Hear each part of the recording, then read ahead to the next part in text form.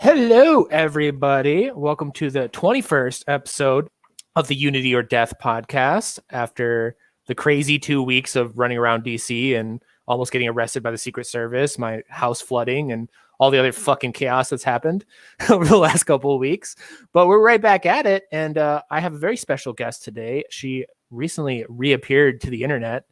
Some of you may know who she is. Some of you have no idea, but I really like the stuff she does. And I wanted to have her come on because she's been putting out a lot of good videos on the current clown world we live in. So without further ado, Mrs. Ashton Birdie, how you doing? Hello, how are you? I'm doing great. And how are you doing? I am doing quite fantastic, actually. I was pretty thrilled to come on today. So thank you so much for having me. Yeah, definitely.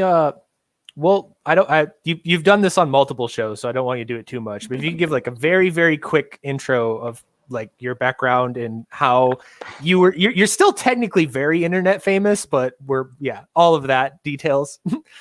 I mean, I wouldn't consider myself so much famous. I would more consider myself someone who got fairly well known amongst the MAGA crowd, and it's not so much that my principles have entirely changed, because I've always, been somewhat of an anarchist and always defied the government principles and always defied the state.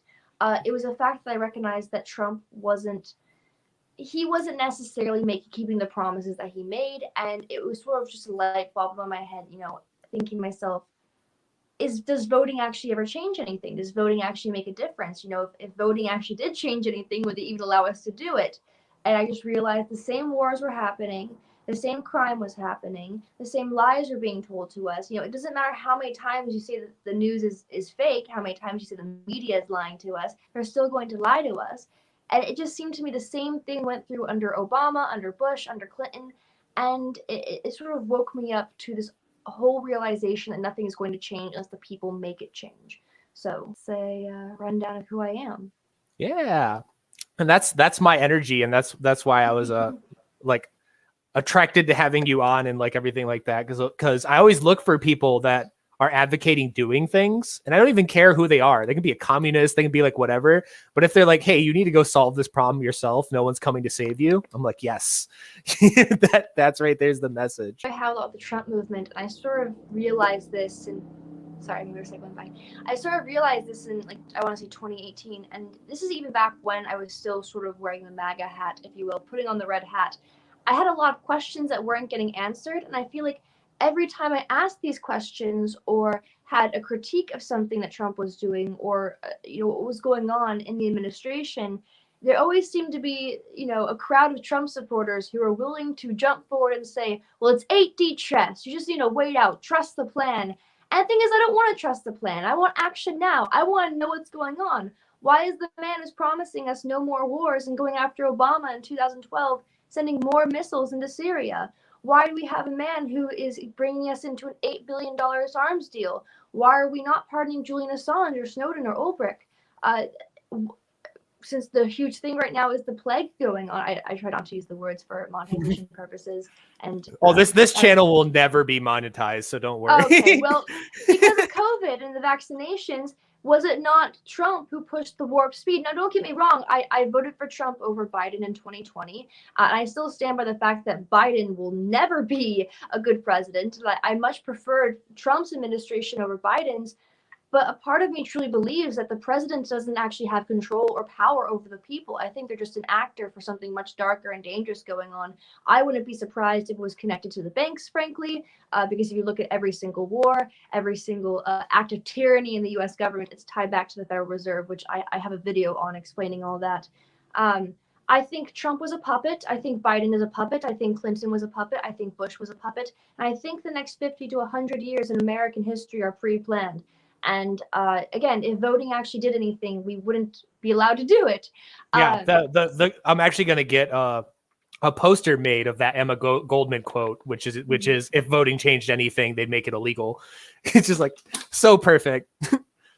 Oh, no, absolutely. And I think it's a factor of, I think it really is a way of distracting us and making us think we have more power than we actually do. I really do actually, let me rephrase that. I think the people do have the power, but I think voting, oh man, I'm making a difference by walking into a voting booth and dictating which person can tell me what to do for the next 4 years. I think that whole process is just absolutely silly. And I don't like the idea of someone speaking for me. And now let me explain further, because I know people come at me for this.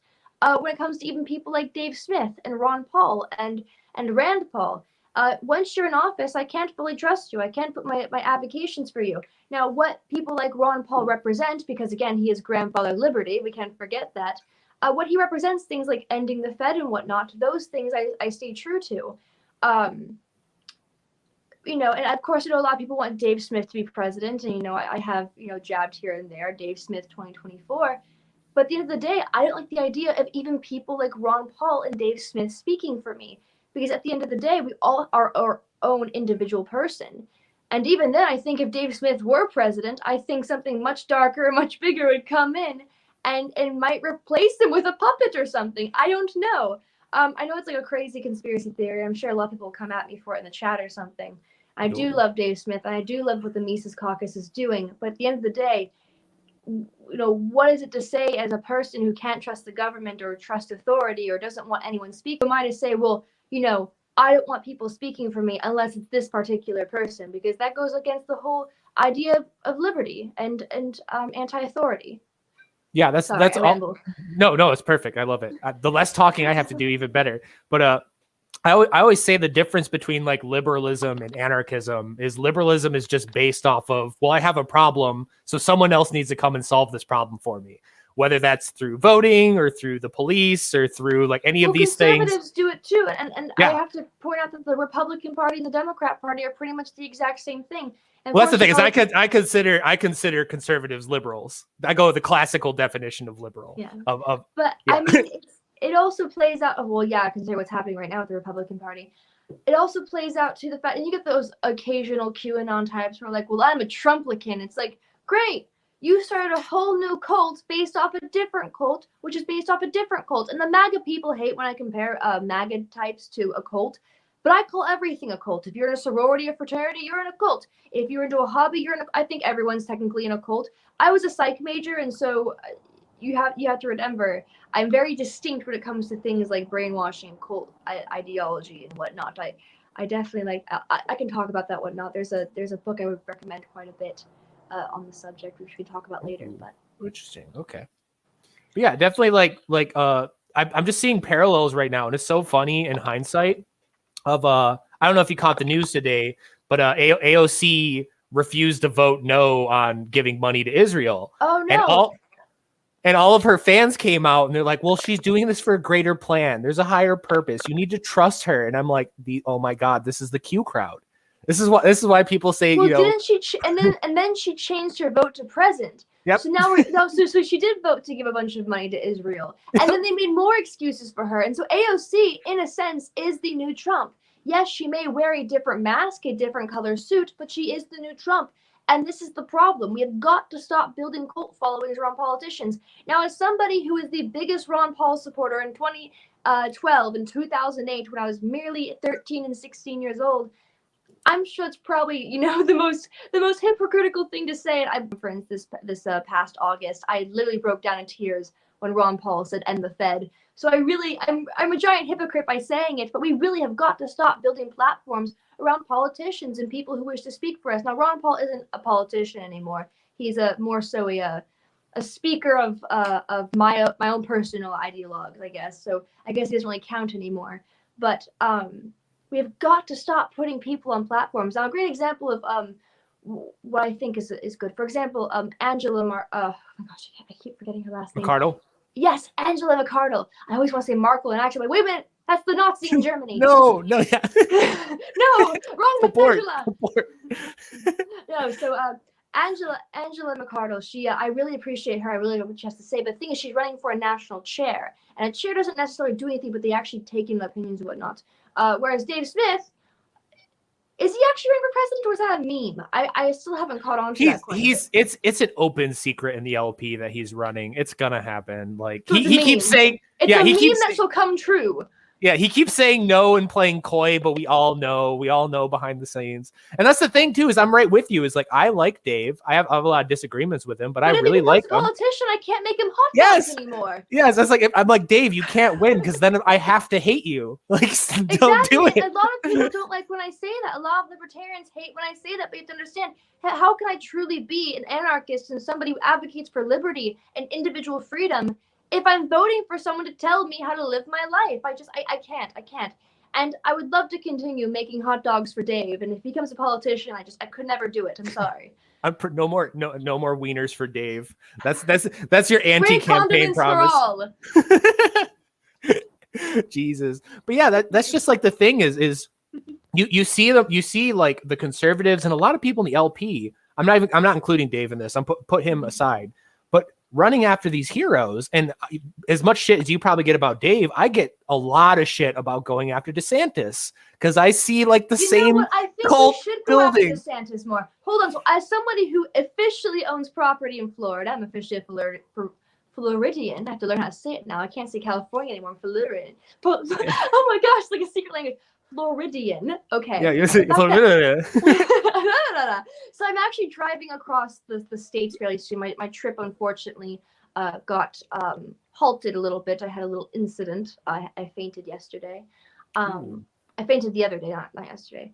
But I had a little incident, and I essentially I had to, what was I talking about? Yes. So I'm officially a Florida resident now, and I have to agree with you. Yeah, sure, great. DeSantis, he's a lot better than the other guys per se. That doesn't make him exactly right. It's like Trump. Trump is better than the other guys, and the majority of Trump supporters and MAGA type people, they will tell you, yes, he is better than the other guys, but is he actually right? And that's the thing I want to talk about DeSantis, is that I don't agree with telling private businesses they can't enforce masks, because those are private businesses. When the private business says, hey, you have to wear a mask, hey, we want, passports and whatnot, that's their right to do so. A private business, if they were to paint themselves neon green and have strippers on the rooftop dressed as chickens, who am I to say? I love the picture you painted here. Like in the business. I mean, but the problem isn't private businesses, because most private businesses do not want to enforce that unless they're stupid, right? It's the government coming down and saying you have to do this, you have to do this. If you have more than 100 employees, you have to. I have a problem when the state gets involved. I don't like the federal government or even the state telling me what to do. Hence why I'm leaving California and moving to Florida. But again, I have to disagree with DeSantis on here, even though he is my future governor. Well, I guess I have to even disagree with him more because he is my future authoritarian. I don't agree with telling businesses what they can do. So yeah, and the thing with DeSantis that gets me all the time, and I bring it up to people, and they're like, "Oh yeah, that's bad," but then they kind of move past it. He's also a bit of a shill for Israel, if I may say. Yes, giant. You know what I'm saying? And I don't know if you knew this. He used to work at Guantanamo Bay. Yeah, he used to. He was a JAG. He was a JAG officer at Guantanamo Bay during George Bush's fucking presidency. Yeah, nobody knows that. It's wild. He led a torture camp, and we don't know that. That's what I'm saying. But that's and besides, so piggybacking off of that, his riot bill, which is insane that the conservatives are not freaking out, because the riot bill essentially makes what's happening to the January 6th protesters into law, to where if anyone commits violence at a protest, even if it's just one individual, they can arrest everyone there and charge them under the RICO Act and give them up to a third-degree felony for even being at this protest. Doesn't matter if you're a journalist. Doesn't matter if you were literally like just watching what was going on. If you're at a protest and someone throws a water bottle at a cop, everybody gets a third-degree felony. And I'm like, hey, guys, this is a really bad thing. And they're like, well, he didn't lock us in our homes. And I'm like, okay. He didn't force toddlers to wear masks. Well, forcing toddlers to suffocate actually isn't the best thing. It's actually a pretty low bar if you think about it. Yes, the rest of the country is acting like crazy people, but just because someone acts mildly sane doesn't mean they're not doing something wrong. Crazy concept, right? Crazy concept. There's a lot of people out there who are perfectly sane. Yeah, and I mean, it's funny now because crazy people much more than I do sane people, believe it or not. Right. Well, you'll be right at home here. But it's funny, too, because Gretchen Whitmer came out today and banned mask and vaccine mandates. And I'm like, okay, so if that was the only thing that made DeSantis good, do you love Gretchen Whitmer now, too? Because she just did the one good thing DeSantis did. It's like, oh, my God. Oh, my goodness. We love politicians as long as they say the right things. We hate politicians unless they say what we want them to say, which is kind of how I feel about my entire YouTube career, is that my individual beliefs in liberty and freedom and you know, the right to own your own property, the right to own a gun, the right to stand up against the state, free speech, none of those views have changed. The only difference is that I'm no longer wearing a red hat when I do so. And that pissed people off. I mean, I did burn it and roast marshmallows on the hat, but you know. I hope you didn't eat those. I feel bad for your health. I did not eat the marshmallows. No. I threw them away, but I had to make a statement of some sort, and I'm just honestly bewildered that that Trump still has a base, let alone the cult following that he does. And yes, I will say cult following. I have my own cult, okay? The Ashton Birdie cult, the cult of Droogs is the most loyal. Honestly, they get a little scary sometimes, I'm not going to lie. But I still stand by the fact that every single group of people and sort of, especially political following, is a cult in a sense. And I've said this for years, even back when I was a Trump fan. I've always said politics is a cult, political parties are a cult. You can look back at a Tim Pool interview that I did back in like 2018, and I was saying it back then. So it includes you guys too. Get over it. Right, because that's the thing is, like, I even said myself, and I said it publicly, that if Trump wants to go from a 3 to a 5 for me, all he has to do is pardon Assange, Ulbricht, Manning, everyone, just like pardon all the whistleblowers on the way out, and then he didn't do it, and I'm like, cool, you're staying at a 3. I'm the most anti-war person you can think. I want no interference in the Middle East, and I was shook. Each year. It was like Christmas for John Bolton. Missile to Syria, missile to Syria, missile to Syria. And I couldn't stand it. I was thinking, well, you know what? If he pardons Julian Assange, if he pardons Snowden, and if he especially pardons Ulbricht, I can maybe forgive that. And I remember sitting there. I was in Maryland at the time. I remember waking up and thinking, well, did he do it? And nope, he pardoned Lil Wayne, which, to be fair, Lil Wayne was under investigation for simply having a gun on his personnel. So I do believe that he should be pardoned for that. But it's just such a joke at this point. It's such a joke at this point. I also don't believe in the police system and the prison. Yeah, that was actually the thing. I was gonna bounce off of that because I'm so I've never even explained myself to you, so I might as well do that like very quickly now. But yeah, I am a massive police brutality protester, anti-war activist, and Second Amendment activist, and literally today, a bunch of my friends were up in Lansing, Michigan, the Capitol, at a 2A rally, like attempting to convince a bunch of gun owners to start hating the police, because that's something I've always been personally on. Who's going to show up at their door to take their guns? You think Joe Biden's going to come out here from the White House and personally ring on their doorbell? Time to hand over your guns, Jimmy. While he's licking after he racks the shotgun and puts 2 rounds through the door. Well, that's what I'm saying. It's like, when you talk about come and take it, who do you think's going to come and take it? The funniest thing to me is, I say this in every interview, but I think it's the most essential thing to talk about. When I was at UC Berkeley, I witnessed all those riots and those protests. I remember only a few others I was with witnessed this and sort of recognized it. It was really interesting to watch as police stood by with shields and batons and helmets, and you're watching these people in the middle of the street get their heads bashed in with bike locks, and the police are just standing there.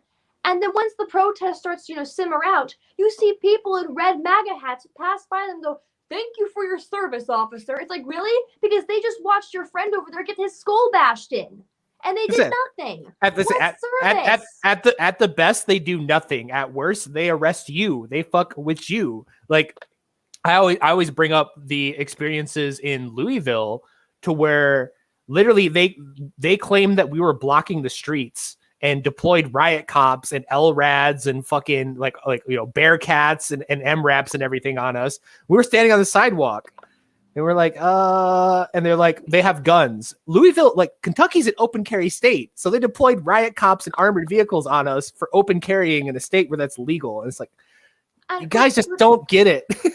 What's funny is I hate to agree with Antifa on this. And the funny thing is, I know Here's the thing. I like to say Black Bloc instead of Antifa because I do stand by the fact that Antifa means anti-fascist. That's something I have. Language does matter. That's something I'm trying to change. I have to say Black Bloc instead of Antifa. So Antifa to me does mean anti-fascist. Because as an anarchist, I have to be anti-fascist. I can't like the government. I think the U.S. military, any sort of government organization is fascist immediately. So I guess so. But the Black Bloc. There are times where I look at the Black Bloc, I look back at my issues with them. Yeah, sure, they're communist and socialist. You can easily get at them for having a terrible theory on how politics and economics should be run.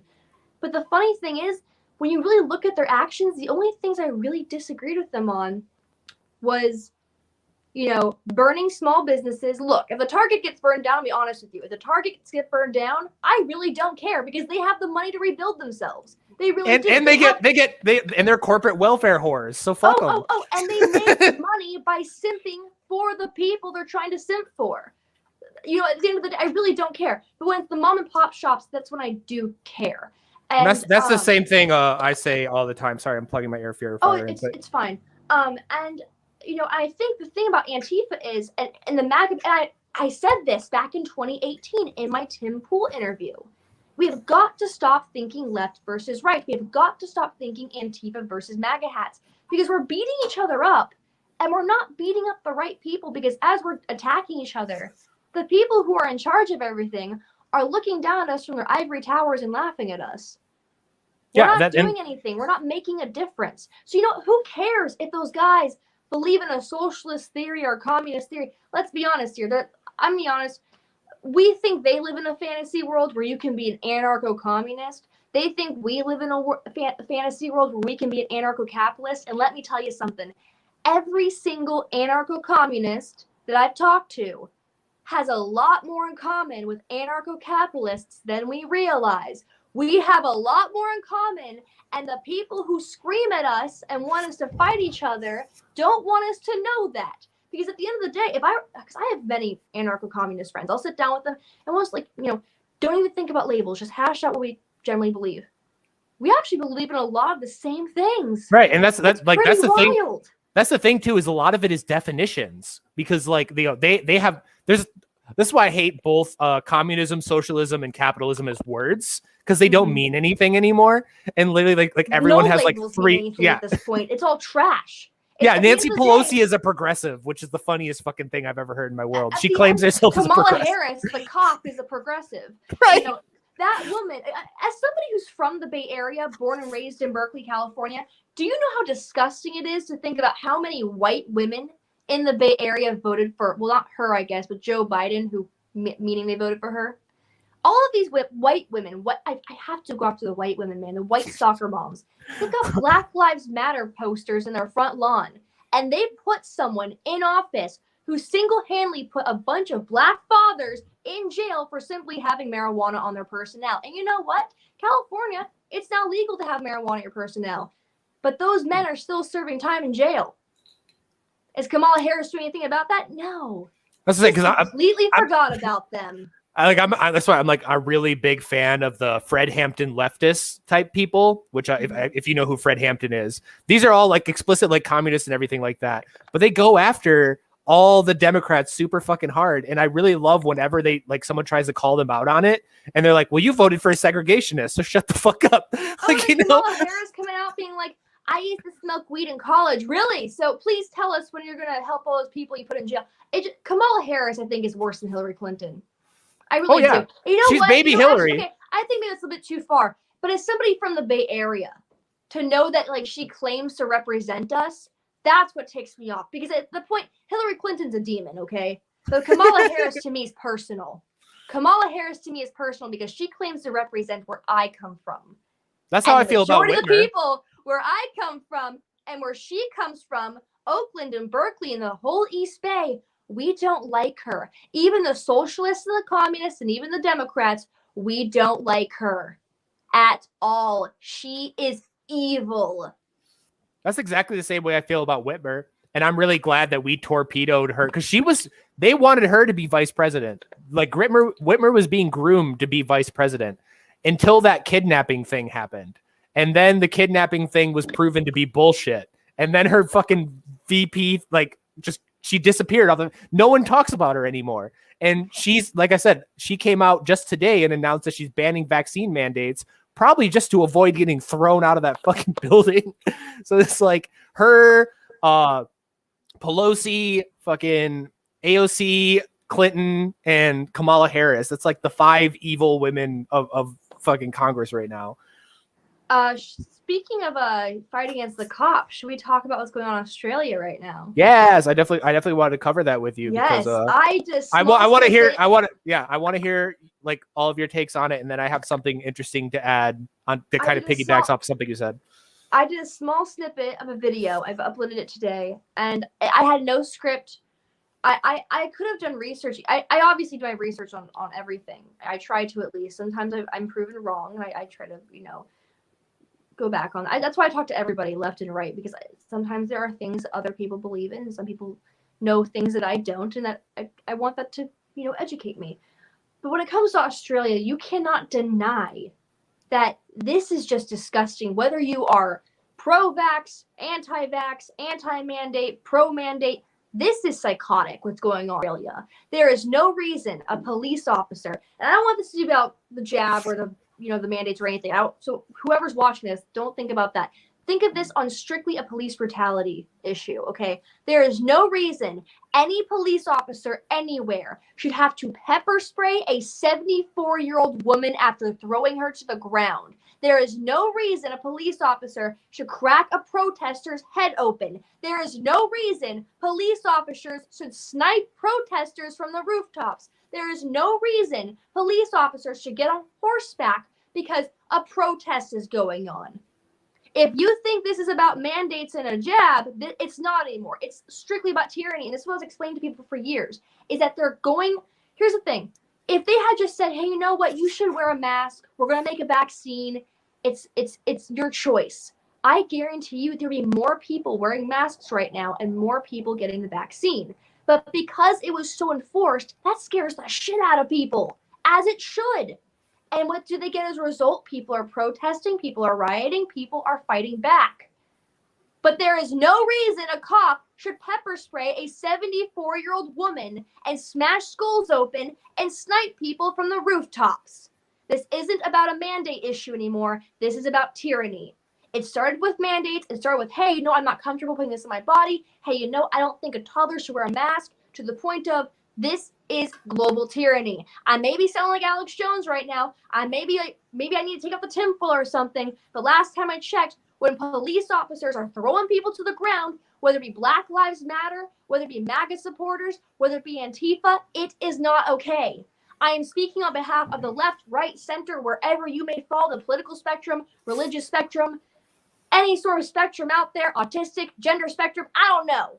There is no one in the world who deserves that amount of tyranny from police officers.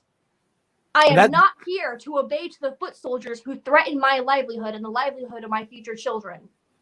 Simple as that. This is no longer about mandates. This is no longer about vaccine or COVID. This is strictly about police brutality. Sorry, I get really pissed off about this stuff. No, I feel that 100%. So much. I remember when I first got involved in politics. I first got involved in politics, I guess technically when I was 13. I went to a lot of protests and stuff and whatnot when I was young. I had blue hair, I skateboarded everywhere. I was a little crazy punk kid. Hey, me and you sound similar then, because I used to be a Marxist-Leninist when I was a little kid. That's a whole fucking... I was a cheerleader, man. I was like this kid. I dressed like Garth from Wayne's World. I had blue streaks in my hair. I skateboarded. I would like hide in the corner and read my Lord of the Rings. Like, oh my gosh. Probably a big Avril Lavigne or Paramore fan, I'm guessing. One of those two. Sum 41, Green Day, a huge Smiths fan. I love the Smiths. I die for the Smiths. Joy Division. Oh man. I love Wombats. But definitely to your point though, like I've been piggybacking off of this to kind of radicalize conservatives a little bit more, because my whole thing is like I'm part of the Boogaloo movement and everything. So I ran around a lot of BLM protests during the last year. And I saw that like what everybody forgets is they just remember the last 6 months of the BLM protests where everything was fucking crazy and it was nothing but riots and shit. But they don't want to talk about the police brutality that led up to it. And here's the thing is that That's say what that they I was forget looking at. about the first 6 months, and I've like shared videos and shit of like in Austin, Texas, And where they trapped protesters on a bridge for over an hour and just tear gas and flashbang them before arresting them. It is an important factor that George Floyd was heavily drugged, and that's most likely what did kill his death. It is an important factor. However, no one wants to talk about how police reacted to the peaceful protests. And I'm going to have to stand with Black Lives Matter on that, is that when police react the way they do to peaceful protests, then I have a problem. I don't believe in police at all, honestly. I don't think the police should exist. That's why the Second Amendment. The whole point of the Second Amendment is to be your own police and your own military. If I'm living out in the country and some dude is popping up on my farm and harassing me and going to try to kill me, I can't call the cops. The cops aren't going to be there for another 2 hours. I got to get out my shotgun and hope I got good aim. Simple as that. The Second Amendment is your police. It is your military. You are your own military. That's how the founding fathers built this country. The Trump people are like, but our founding fathers built this country on freedom. Yeah, so why do we have the police and the military then? You are your own police and military. That's the point. Yeah, and again, like they'll lock you up for defending yourself. They'll lock you up for, standing on your front porch with a gun or something like that. They'll do all of that. But then when you actually need help, they're not. Yeah, when you actually need help, they're not there. And the simple fact of the matter is, I don't know if you know who Duncan Lemp is, but that's somebody obviously was like a big deal in the Boogaloo movement. But he was a 3%er that got no knock rated over nothing and shot and killed in his fucking bed. And we tried to have a protest about it, and all these people are like, well, it's just those individual officers. It's not a problem with the police in general. And I'm like, bro, they literally killed one of your own in his sleep. And the funny thing is that I really am glad that this whole COVID situation is waking MAGA people up to this. But what I'm hoping is that it doesn't end with the COVID stuff. I hope when the next Black Lives Matter protests happen, MAGA people do their research and actually look into it. Because at the end of the day, the police are not friends with any of us. I did a whole video on this, on how the police are not your friends. My whole thing is when people wave the Blue Lives Matter flag, it's basically like saying Red Coat Lives Matter. Can you imagine if our founding fathers were like, Blue Lives Matter? Like Benjamin Franklin's probably rolling in his grave right now. I mean, seriously, it's like, can you imagine if like you had like some like kid, on the Boston military or whatever, was like, I don't think these redcoats are that bad. I met this guy named Phil. He's super swell. It's just it's a bad apple problem. Yeah. That's a bad apple problem. Because when those people are told to shoot you because King George tells them to shoot you, you better beware that they are going to shoot you. Right. And people you really might try know to a few nice cops. But here's the thing. When things go down, it's either you turn in your badge or you shoot them.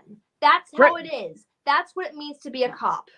Yeah, because like people try to trap me on this all the time. Of like, oh, you're a individualist absolutist. So how could you ever view police officers as all the same? Blah blah blah. If it comes down to it, it's the system they allow themselves to be in. Right, and that's the thing too. If like doesn't mean their job is okay. Right. If it comes down to a moment and a cop his badge off and says, fuck this, I'm standing with you, I'll be like, sweet. Thank you. My judgment for that individual will cease the moment they do that. That's not what it's about. It's about what that fucking badge represents. And it's oh my gosh, back to Berkeley I remember when Fox News asked me to go on and they asked to interview me about the riots in Berkeley. And I remember making it a very big point to talk about watching those police officers stand by, and everyone was like, well, the Berkeley mayor told them to stand down, so you can't talk about that. I'm like, they still listened. They still took authoritarian orders. What do you mean? What do you mean? Like, oh, it's the Berkeley mayor doing this. They're just doing their job. They still listen to a dictator. They still watch people get their heads smashed open. They watch people end up in the hospital where two men during the Berkeley riots, I believe, actually, 2 men on one side, I believe it was the MAGA side, and 3 men on the Antifa side ended up in the hospital and it could have died, honestly, with their injuries. It was pretty bad. There was a lot of blood. There was a lot of smoke. There was a lot of bad things going on that past couple weeks. But you want to tell me that those officers were just quote unquote doing their job? And so I'm sitting on Fox News talking about what I want to talk about. And mind you, they requested, when they found I wanted to talk about the cops, they requested another Berkeley College Republican, which, I got to choose which one. sat next to me to basically fill the space. So I couldn't talk about certain things. So basically, my segment of me being attacked was taken from this to this because they wanted that other Berkeley College Republican who wasn't even there at the protest to talk. Narrative management. Sure I wouldn't say what happened. Narrative Fox News management. censors, by the way. Don't be fooled. Fox News, CNN, ABC, MSNBC, they're all the same. They're all the same agenda, and it's to keep you distracted and to keep you fighting one another and not make you look at the real enemy. It's not about left versus right anymore. This isn't red versus blue. This isn't this political party, that political party, red state, blue state, whatever you want to say about it. Okay? It's not binary anymore. It's about us versus the elite. It's about us versus money. It's about us versus those who want to tell us how to live. It's about us versus those who want to literally kill us and our children. Stop thinking left versus right because it's not doing anything. I love this woman. This is literally everything I preach. But really quick, so just to your point, I went and pulled this video up. I should be filming this for my own videos. Damn, I haven't been this angry in a long time. just clip this and steal it from mine and upload it. I won't even complain. But really quick. But yeah, really quick, I do want to play this video because I know a lot of people haven't seen this, but this was actually from my friend in Austin last year during what happened in Austin. And this kind of like goes to show exactly kind of what you're talking about and like what actually fucking happened. So, we move up to go and check on an individual that's been shot with a fucking rubber bullet. We're standing there. As soon as we start giving a raise, they fucking shoot me. They hit us with fucking gas. How is this fucking legal? That is what they hit you with. Does that look like fucking non-violence? You know what's gonna happen when you fucking do this? That's why people loot, and that's why people fuck shit up. Because you treat everybody like this. You can't fucking blame them. It's fucking peaceful. You know when it got ugly? After 4 fucking hours of people standing there peacefully protesting, they got gassed, they got flashbang, they got shot with rubber bullets. What kind of fucking reaction do you think you're gonna get? A fucking handshake? The people are fucking tired. And you come out here and you continue to fucking do it and act like you're fucking trying to better the relations, fuck out of here. Wake up, stay in numbers, everybody needs to fucking unite. It's bullshit, dude. This is fucking all illegal protesting. That is fucking illegal. yeah, like that's what I say. When I go to these conservatives and I'm like, look, I understand you don't like the burning and the rioting that happened at the second part of the BLM protest. Here's the thing. But now when I see you like cheering, oh my gosh. Yeah. It's like the crazy ex-girlfriend thing, you know, it's like, oh, look at my crazy ex-girlfriend. She's breaking down. She's mentally unstable. She's crazy. She's crazy. She's crazy. But they never want to talk about why the crazy ex-girlfriend had a mental breakdown. They want to talk about how the boyfriend was abusive emotionally or mentally or even physically. They don't want to talk about all the bad things that led up to that emotional breakdown because people don't break down for no reason. People don't riot for no reason. People don't get pissed off for no reason. So what's going to happen when you live in a world of tyranny? People are going to riot and fight back. Simple as is. And again, that guy in that video, he's not a socialist. He wasn't a BLM activist or anything. He showed up as a neutral observer. He's part of the Libertarian Party. He had his gun and everything. He was just like, I'm seeing what's going on here. And he left radicalized as fuck. He left radicalized as fuck. If he's libertarian, you would think that he'd be like, oh, you know, maybe this is they're hurting businesses and whatnot. No, he was like, F this. Because a lot of libertarians, you know, they'll choose the businesses and oftentimes side with the cops. I've seen a lot of libertarians side with cops lately. And a lot of libertarians who call themselves libertarian, they side a lot with large corporations, which is why I see why a lot of my anarcho-communist friends can't understand why I call myself I don't even call myself an ANCAP. I just call myself an anarchist overall. I'm an anarcho mind your own business, frankly. Because again, I hate labels. I really do, because at the end of the day, you got 3 people calling themselves libertarian and they all have different beliefs. So right, it's just, It's one of them, mess. one of them's a Trump fan, one of them is a DeSantis fan, one of them's a Ron Paul fan, and then the other one's like a total crazy anarchist. And it's like, we're all libertarians. And then okay, that word means nothing. Got a boot on his head. So I mean, I love Supreme, though. Yeah, I'll say Vermin is my funny thing, which was always funny because the first interview I ever gave to the media where they tried to paint me as some big like neo-Nazi fascist person, they're like, who's your favorite politician? And I'm like, Vermin Supreme. and they immediately turned the camera away. They're like, nope. can't fucking twist that. Did you see the whole January 6th, I guess, like free January 6th thing? Oh, wait, you were there. What am I asking about? You were there. No, I wasn't the one in DC. Yeah. No, I Ford wasn't there. was there. The Fed Palooza, Ford was there. I wasn't there. Hell no. Okay, you weren't. I there. literally was like a week beforehand. Was like, I You have were just nothing to do making with memes. this. You were doing the real work. Yes, the actual activism. No, yeah, the Fed Palooza, which is crazy. God. Which is crazy to me because like you can see their mic boxes in their pockets. I was talking to Toad from Tower Gang about this, and I was like, dude, one of these days we're gonna go to a protest that's obviously like planted, you know, and we're gonna find ourselves a plant because they don't hide it very well. And I'm gonna honeypot the absolute crap out of a Fed to get to admit they're a Fed. Because they're not very Ashton, smart. They don't weaponize it. very well. Feds are not that smart because a lot of the time Fed plants, they don't research the people they're looking after. They don't research why they're there. And they also don't research a lot of the people to look out for. A lot of the times we're sort of just like picked to just go do things if they have a certain look. And so I feel like even just like by me outing myself on here saying I'm going to go honeypot a Fed, it wouldn't be enough for them to be that like they're pretty stupid. Feds on the ground Feds are pretty dumb. The Feds who are actually working, you know, the works behind the curtain, they're pretty smart and ruining our lives. The ones on the ground are stupid. Yeah, because that's the experience. Spotted. That's the experience I had because I did armed security for the year anniversary of Breonna Taylor's murder. They had a big thing in like Louisville, Kentucky, and everything. This guy walks up with a forward-facing ball cap, a plain blue t-shirt, blue jeans, and black shoes with a backpack on, and walks over to me. He's like, "Is this the Breonna Taylor protest?" And I'm like, "Sure is." And as soon as he walks away, I'm literally on camera from a Turkish like news outlet that was like filming it. I'm literally on camera being like, "Hey guys, there's a Fed. He just walked in," because they're so obvious. They glow like the sun. It's so ridiculous. Like camera's acting up. This is on live stream, and Ashton's having technical difficulties. Hello. This is the peak of professionalism here. You don't have to worry about it.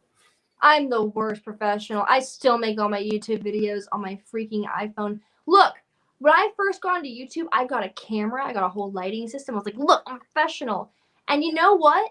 My phone and my like selfie stick has helped me through protests like you wouldn't believe. In fact, I'm pretty sure a selfie stick has saved my life on a few occasions. So no need to be ashamed. Selfie stick. Is it like before I got all of this set up? I did all of my podcasts on a $30 ripoff off-brand GoPro that I bought 6 years ago that was sitting on top of a bunch of White Claw cans. So don't be afraid to be cheap, people. But no, seriously, honestly, and the funny thing is that when I was in Italy and in Russia and London and Paris and documenting all of that crazy stuff, all of the riots, all of the casualties, all of the protests, all of the police brutality, especially in England. Honestly, that was like the best job ever, was to just basically just yell at the police in England. I mean, that was amazing. And just document all the terror that was happening over there. My selfie stick and my phone have saved me 1,000 times. And I'm so thankful. Because, you know, I look at people who haul these giant cameras around to film everything. And I'm like, oh, good luck with that. Good luck chopping into an Uber with that to get away. I mean, seriously, I'm so thankful that I've had these amazing opportunities to document some of the craziest things I could have. I'm just surprised that my life has gotten me as far as I have. I don't think, if you asked me 10 years ago, when I was like 6, I'm gonna cry, oh my gosh. When I was 16 years old and like watching like the Bilderberg interviews and whatnot and watching Occupy Wall Street. If you asked me 10 years ago if I thought I would ever get to work with Alex Jones or get to document police brutality and across Europe, I would have never imagined it. But this has been an amazing life. See, so okay, shout out to Selfie Sticks for saving my ass. Yeah, go Team Selfie Sticks. But that's an interesting thing because I do want to bring this up with you, the Alex Jones thing. So I went on his show in Venezuela. We're gonna talk about that. No, so I went on his show. And I want to get your take on this. I kind of cucked him. I kind of cucked him on his own show because I was sitting there arguing with him about the BLM protest, kind of in the same way we just talked about it. And I brought up, I'm like, Alex, you did a whole documentary about police inciting violence and starting riots and everything. And that's actually how I found. You know, you don't. Same. That was the first movie I ever saw about him. Was the G20 protests. Was also what his whole like rant about police police and their mustaches, and that's how I found him. That was the first clip I ever saw of him, was through a World of Warcraft forum. I found that clip of Alex Jones ranting on a World of Warcraft forum. And by the way, Alex is very much against police brutality. And it's funny because he almost didn't side with the protesters of Occupy Wall Street if it weren't for Luke Rudkowski. Yes, I do love Luke. When the Occupy Wall Street movement happened, Alex Jones was like, look at these protesters sitting in the street and squatting and blah, blah, blah. And Luke Rudkowski had to explain to him what was going on. He had to explain to him the police brutality and whatnot. At least that's what Luke told me. And I believe it. I believe it, though. And Alex stood corrected, and he changed his phase on it. So, honestly, I think Alex is one of the few people in this movement where if you do correct him, he's like, whoa, yeah, you're absolutely right about this. I mean, yeah, that happened with us. I don't think he would, like, hate you or anything for simply saying, hey, man. No, that's the thing. Is because talked about this. You know, he's actually very honestly, despite all the I'm Alex Jones and I'm rah. He's actually a very reasonable guy to talk to. And I really that's the thing, because before I went on his show, he had this whole theory that my movement was essentially like a bunch of CIA plants attempting to destroy the Second Amendment. Mm-hmm. And then afterwards, he was like, you know what?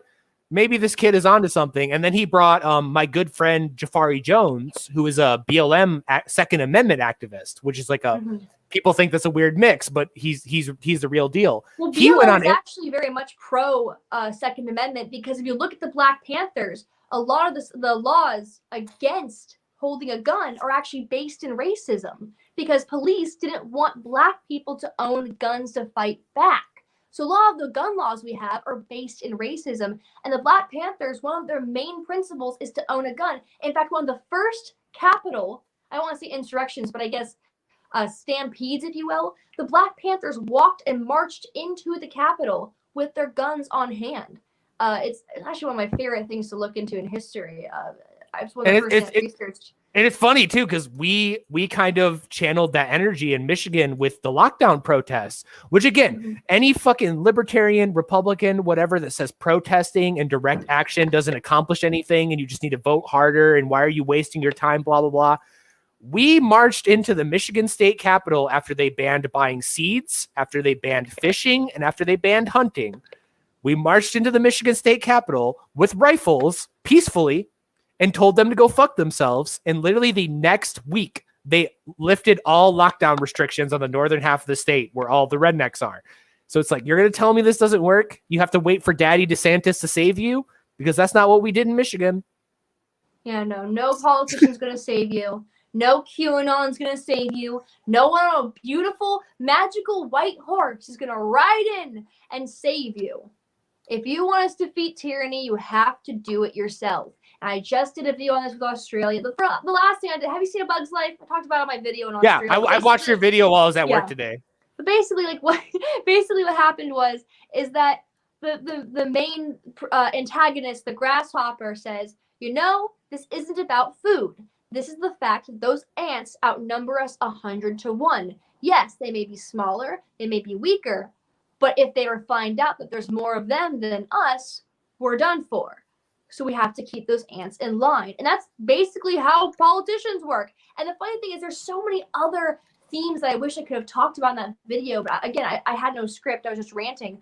For example, Hopper's brother makes the common joke, he's such a great motivational speaker, which isn't all a politician is a motivational speaker. And they're all theater kids. They're all theater kids. They're all theater, exactly. And another thing I remember was when Hopper was going on about, you ants keep getting ideas, and ideas are a very bad thing, which honestly just made me think of The Prisoner with Patrick McGoohan. Have you ever seen that show? It's from like the 1960s. If anyone out there is watching this, anyone at all, please go watch The Prisoner with Patrick McGoohan. It's from the 1960s. It's one of the best shows ever made. It's so brilliant. It's so wonderful. And it's, if you're into stopping government tyranny and really exposing what the government wants to do with people, please go watch The Prisoner with Patrick McGoohan. Yes, also, absolutely. Recently, I found out, totally off topic, I'm sorry, speaking of Patrick McGoohan, I was watching Treasure Planet the other night, which is like my favorite Disney movie of all time. Yes, Patrick you have great McGoohan taste.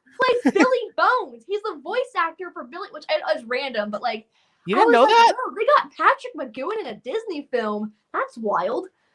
Hell yeah. But real quick in the chat, yes, I did see Mike Peisner, I think that's how you say his last name, utterly cucked George Bush at his own event, which, by the way, yes. he's going to be in Dallas fundraising for Dick Cheney. So I'm just saying that if you have extra pairs of shoes, I highly recommend going there. When? Just, fuck, I have to look it up. It's like within like the next month, he's going to be in Dallas. I'm going to be in fundraising for Cheney. Texas in October. Ooh, so okay. So there you go. If it, bring your extra shoes. Because I will be in Texas in October, and we're driving from Texas to the Tom Woods event in Orlando. So bring like I said, because that's the other thing is not only was Mike bring your Guy Fawkes masks and your extra shoes. Because not only was Mike Peisner on the inside talking mad shit, but my good friend Glory Jones was on the outside just heckling the fuck out of everyone that was walking into the building, which apparently you're a bitch. Right. You're a bitch. And you're a bitch. Yeah, you especially are a bitch. That's big Glory Jones. And she was like, y'all could be watching football right now, but instead you're here to see this fucking war criminal. She's great. Glory Jones is the shit. But we having children and we're actually doing something meaningful in life, but here you're here to see a murderer. I think George Bush is a murderer. He murdered thousands of Americans. I unironically said that he should be put in a glass box and put at the bottom of a public toilet and just stay there forever, be entombed in that. That's appropriate for George Bush. Well, that's the thing is that everyone wants to talk about how 3,000 people died on 9/11 in the World Trade Center, but no one wants to talk about the thousands and thousands of Americans that George Bush killed sending into war. We lost more lives as a result of going into war. Yeah, we all know the real reason we went to war. One was to cause more. Oh, I just dropped something.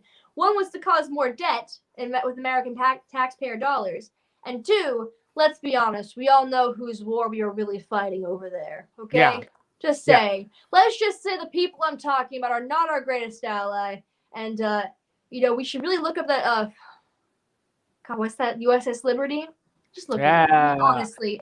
That's the thing is I've been fucking railing against AOC stands. I've been having so fun with them on Twitter today because I was literally under all their posts, under every single one of their posts. I'm like, Thomas Massey is to the left of AOC, which obviously not, but just in their worldview, I'm like, Thomas Massey is to the left of you, die mad, because Thomas Massey voted no. She voted present. Thomas Massey voted no. I can't. Here's the thing: is that. The thing about Israel is that the amount of power simply the word Israel has over communities and people and ideologies and movements is terrifying. Because I remember 3-4 years ago when if you were a conservative pundit and you slightly criticized Israel, your life was ruined. You might lose your job. You might get banned on every social media platform. Everyone you were associated with who called you an anti-Semite just for criticizing war, mind you. Not even the people of Israel, not even the religion or ethnicity of the people of Israel, but simply criticizing going to war with a country whose government and military is just as corrupt as ours. I will tell people this. The IDF is a terrorist organization. I mean, so is the U.S. government, so is the U.S. military, but the IDF and Israeli government is a terrorist organization. Yeah, and they have. Did you see their wild TikTok propaganda they put out, where they have like cute IDF girls dressed as cat girls to tell people to join the IDF? It's like, what the fuck? What the fuck? Have you seen the Twitter page with we stand with Americans on the 20th anniversary of 9/11? It's like, really? Because last time I checked, you were having a dance party that day. And Afghans were the ones who were mourning. Yes. Like Samira Khan, another great account on Twitter. Check her out. She was posting videos. It was like a week after we started bombing in Afghanistan with a representative from the Taliban on CNN being like, just negotiate with us. We'll give you Osama bin Laden. Just stop bombing our country. And the CNN anchor is like, oh, well, you're a bunch of terrorists or whatever. And he's like, just stop bombing our country and we'll give you we'll give you him. Stop. People forget all of that, though. That's down the memory hole. That's ancient history. We don't want to talk about that. We don't want to talk about because America can do nothing wrong because America is the land of the free because of the brave. Salute. Yep. As I say, I'm like the furthest anarchist who's like, well, what are we gonna do to save the republic? And I'm like, fuck this country. That's why I'm very much on the Michael Malice energy of like about the republic. a part of my French. I really try not to cuss, but who cares about the Republic? The Republic is dead. It's been dead. A republic requires your vote to matter. And you think your vote matters? Going back to my ideology around the fact that your vote means nothing. If voting actually did anything, they wouldn't allow us to do it. There is no republic. There is no democracy. You are merely a hamster in a hamster wheel. That is all. And the moment you realize this, you can't break the hamster wheel.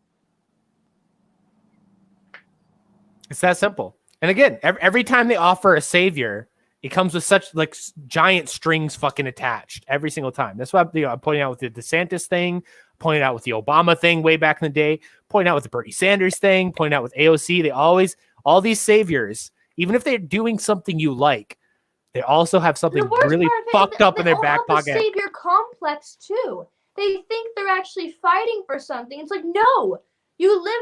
I still stand by my rats in Venezuela comment. People can call me stupid and whatnot. I was having social anxiety that day. I'm autistic. I don't do well with on-the-ground reporting. There was a lot of noises that day, and I was really scared, okay? I'm sorry. But I still stand by my rats in Venezuela comment for one reason and one reason only. It's the fact that those who are in control of things like healthcare and education and foot soldiers, protection, I guess, whatever they want to call it, cannot be trusted. I don't want someone dictating to me what kind of healthcare I can have, what kind of education I can have, and who is going to basically watch over me and tell me what to do while doing all this. So I especially want someone telling me that my taxes have to pay for something that I don't even want to participate in. I think it's ridiculous. I should have said that instead of rats in Venezuela, but the truth is they're eating rats in Venezuela. That's it. That's so the thing. On top of being controlled, on top of paying taxes for things that you might not even want to associate yourself with, you're eating rats in Venezuela. That's it. I never get more shit on Twitter than when I go after the public school system and I'm like, abolish public education. People get so fucking weird. Trash. And the funny thing is that if you ask kids 10 years ago, like millennials, 10 years ago, they would have agreed with you. But now suddenly, your taxes still have to pay for it. If you asked a millennial 10 years ago if they agreed with the public school system, they'll tell you, no, I'm learning nothing. I'm not learning how to pay a mortgage. I'm not learning how to pay my taxes. I don't even know what my taxes are being used for. I don't know half of American history. They will tell you that a lot of their American history is watered down, and yet they want to tell you that you still have to pay taxes for this crappy school system. It's like, okay, choose one. Either the school system is absolutely terrible, or you need to pay taxes for the school system. So it's like, which one do you agree with? Or do you agree with both and you're stupid? Yeah, that's the thing. It's like I got into wars with people over the CRT shit of like, oh, so you're really concerned about CRT in schools. Okay, why are you concerned about CRT in schools? Oh, it's brainwashing. I'm like, oh, yeah. So this is the first time that the public school system has brainwashed people, huh? Really? Like it's so absurd. Fucking Voltairine de Cleyre wrote an entire book back in fucking 1880 about how the American school system was fucked and how the average American student knew everything about the English Civil War. This is a direct quote from her. They knew everything about the English Civil War, but nothing about the American Revolution because they've been so heavily propagandized in public schools. So this is like it's not even just propaganda. it's the fact of keeping us, I guess, yeah, actually it is the propaganda because they're keeping us in a small desk confined to think like everyone else around us. And there's this beautiful scene from this movie. It's called Captain Fantastic. And his this man's sister is going on about him, how he homeschools his children. Your kids are going to die in the real world. They're not going to survive, blah, blah, blah. And the dad, he calls in his sister's sons, his nephews. I remember this scene. It's such a good movie, by the way. What's the Bill of Rights? And they can't tell him what the Bill of Rights is. They're like, And then he brings in his 6-year-old daughter just to ask her what the Bill of Rights is. Immediately, she starts reciting the whole Bill of Rights. He then stops her and says, no, what does the Bill of Rights mean to you? And she gives this perfect definition of what the Bill of Rights represents to her. And she's 6. And you know what? That might, Ashton, that's just a movie. That happens in the real world because when you focus your kids on real life issues, if I tell if instead of teaching my kids about algebra, I know for a fact they're not going to use in about 10 years, obviously teach them algebra, but don't focus a solid year on the same algebra equation.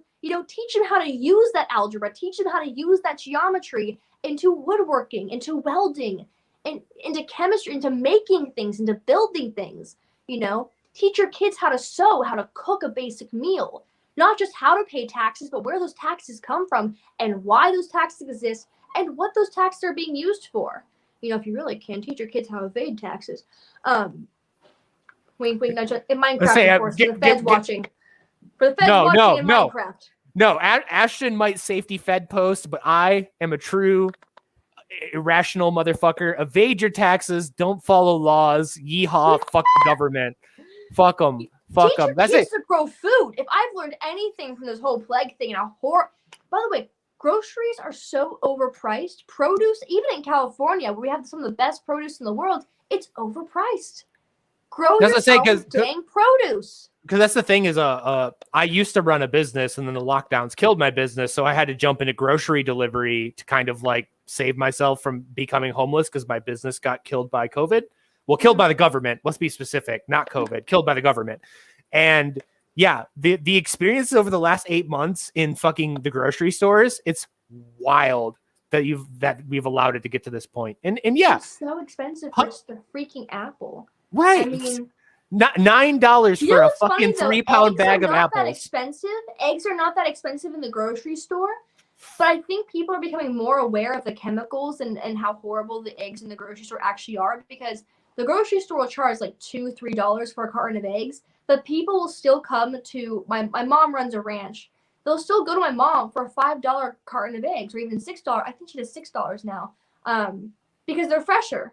They're straight. They're collected that morning, and there's no chemicals in them. And so why would you spend all this money on produce and food when you could have your own chickens, maybe get your meat from a local butcher or something, but you can have your own chickens on a plot of land, grow your own vegetables. That's all you really need. If you can get some goats for milk, then you're set. You're good. Yeah. And to Michael Vega, it seems that you're an Ashton fan. You haven't been here before. I would highly recommend going back. I did a whole show with Dan Berman. What Dan Berman does is he's a professional tax evader, and he smuggles insulin from Mexico into the United States to sell it to people. Dan Berman's the shit. So I would definitely check out that episode. So yes, I will tell people, evade your taxes, commit crimes, do it. Fuck them. But burn down the targets. Fuck the target. But they can afford it. Right. And that's the other thing is like I'm not an ANCAP or an ANCOM. I'm a weird version of anarchist. But yeah, I'm like same. These people. I don't understand the anarcho anything. It's just anarchist. Like, why does it need to be an anarcho anything? Right. Yeah. And again, like another big shout out to Voltairine de Cleyre. All the way back in the 1800s, she was like, all you stupid anarchists need to stop applying labels to yourself and self-segregating and infighting. You're dumb. So like she was screaming about that all the way back then. And then people do it now, to where I've increasingly fostered a relationship with a lot of people on the left and in those anarchist spheres, and just being like, hey, we're all about to fucking die. It kind of seems like everything's gone to the government's out of control, especially after this last year. Like, can we start taking all this seriously? Just a little bit, just a little bit of seriousness. And that's kind of the last thing I wanted to get your take on before we like wrap up in like 19 minutes or so.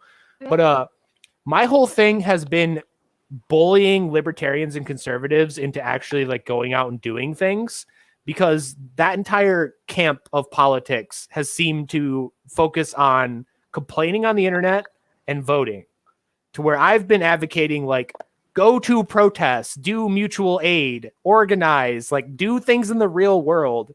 And I kind of wanted like your take on why you think the whole right wing is so fucking paralyzed all the goddamn time, and whether you agree with me or not. I do. I think here's the thing. I think certain people want to look up to something, whether it's the left or the right. I think they want to look up to something. I think they want to have hope in something. So whether it's people like AOC or Bernie Sanders or Trump or even Ron Paul, people need to look at someone and think, yeah, that guy's representing me. Because I feel like we have been taught this false hope that we need someone to lead us. And yet we rarely teach our children to lead themselves. That's the problem in the world, is that society has been taught by their own governments, you need someone to lead you, rather than, hey, you can take care of yourself. You're responsible for yourself. You're a human being. Take charge. If you want to build your own communities, do that. But at the end of the day, the only person who's responsible for you is you. You're the only person that you are going to know for your entire life. Exactly. That's what I love the Ayn Rand quote of "When I die, the world dies with me." Like it's just you. Like that's all you got right there. So if you're not fighting for yourself, if you're not doing something for yourself, especially now, no one's gonna come and save you. At what point do like the conservatives and the libertarians just have to accept that, like, again, the dude on the white horse is not coming? QAnon's not coming. I'm sorry. QAnon, if anything, was a giant psyop to make boomers trust the government more than they already do. It was honestly, QAnon was 9/11 psyop part 2. Yeah, because trust the government. Slow News Day internet. did a whole fucking breakdown where he exposed and proved that a lot of the original accounts that were pushing QAnon shit were ex-federal agents. So it's like, suspicious. Everyone's a Fed. Don't trust anyone. Just trust yourself, because all these fuckers are trying to get you. I agree. Smoking my academic. Especially white women. White women must be stopped. White women must. It's a good thing I'm 5% Latina because you got that Elizabeth Warren pass. To be fair, I'm Russian, Italian, and Irish, so I'm not really technically white. No. As an Irish Italian, you're not counted as white. No, I'm Irish, Italian, and Russian. So I'm essentially every single white that was told they weren't allowed to work because they weren't actually white. Exactly. Yeah. Exactly. And then all my ancestors started mafias, and now here I am. Go team mob. I'm pro mob here. But okay. The mob is better than the government. The mob gets more done than the government. Why don't we just run our own mafias? I mean, think about it. They're going to tell all the unvaccinated people they can't work anymore. So when they told the Irish, the Italians, and the Russians they couldn't work, they started mobs. That's the whole reason they started mobs, was because they were told they couldn't work. So maybe the unvaccinated should start their own mobs and take over. Yes, I agree. Replace the government with mobs. Exactly. You won't even notice the difference. In mafia we trust. I love it. All right. We are over our hour. We are coming up an hour and a half. So to wrap up, anything... We'll do all three at once. Do all your plugs and where people can find you and everything like that. And if you have any closing statements or things you want people to hear, because I have an audience that's very weird. I have Trump people, I have anarchists, I have fucking communists, I have DSA people, all sorts of weird people watch this. So and you're all freaking crazy, and you're all in a cult, as I would say. It's okay. I have my own cult. I just happen to be the leader. Yeah, you're what's that one famous quote is the difference between religion and a cult is in a cult there's a guy who thinks he's God, and in a religion that dude's dead. Well, there are certain priests who do think they're God, honestly. But so my name is Ashton Birdie, ASHTONBIRDIE. I am on YouTube as well as Instagram. I am on Twitter as Arrow and a Bird because Jack Dorsey decided to ban me 3 years ago, but now he likes Rothbard, so I'm welcome back again, I guess. So again, my name is Ashton Birdie, ASHTONBIRDIE. Thank you so much. Oh yeah.